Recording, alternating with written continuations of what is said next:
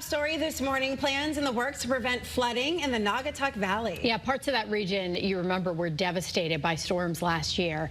Your reporter Taylor Knight is in Shelton this morning live to explain how you can make your voice heard during a public meeting tonight. Taylor. Tonight's meeting will begin at 6 here at Shelton Town Hall. It's the first of 3 meetings being held this week throughout the Naugatuck Valley to discuss ways to prevent flood damage. The Naugatuck Valley Council of Governments will be explaining new designs for failing culvert and drainage systems in flood-prone areas. In Shelton, that includes Oak Avenue, Congress Street, Union Street, and Center Street. The council has plans for projects in Ansonia on Prindle Avenue, Doyle Drive, and Bench Street. Then tomorrow, the council will hold a meeting in Waterbury. That will be for residents of Waterbury, Middlebury, Thomaston, and Wolcott. And then Thursday, another meeting in Oxford will focus on flood-prone areas in Oxford, Seymour, and Naugatuck.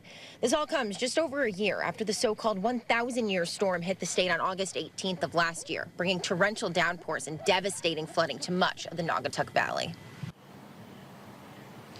Each meeting begins at 6 o'clock, and we will have a list of proposed projects in the streets they will happen on up on our website, WFSB.com.